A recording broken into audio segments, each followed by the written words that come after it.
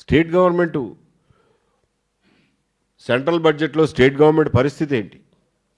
Polavaram project నిర్మాణ పరిస్థితి ఏంటి? అమరావతి నిర్మాణ పరిస్థితి ఏంటి?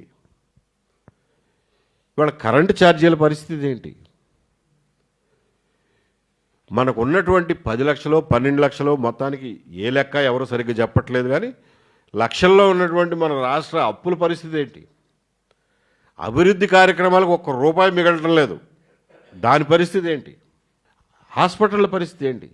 వైద్య రంగం పరిస్థితి ఏంటి? ఆ 17 కాలేజీలు కట్టాలి ఇప్పుడు, మెడికల్ కాలేజీలు, వాటి పరిస్థితి ఏంటి? వీటి గురించి ఎవ్వరూ ఏమీ మాట్లాడే పరిస్థితి లేకుండా ఈ పనికిమాలిన ఘర్షణలు, పనికిమాలిన వాగ్వాదాలు, వీటి మీదే మీరు చర్చలు, టీవీ డిబేట్లు, పేపర్ల నిండా, సోషల్ మీడియా నిండా, ప్రజల మనసుల నిండా, మస్తిష్కాల నిండా నింపేసి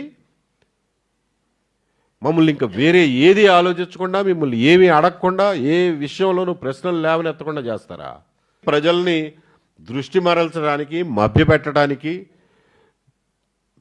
ప్రజల్లో సెంటిమెంట్లు రాజేసి వాళ్ళ ఎమోషన్స్తో, వాళ్ళ అస్తిత్వాలతో ఐడెంటిటీ పాలిటిక్స్ నడుపుతూ కాలం గడిపేద్దామనే దుర్మార్గమైన ఆలోచన ఈ రోజున రాజకీయాల్లో మనకు కనిపిస్తుంది.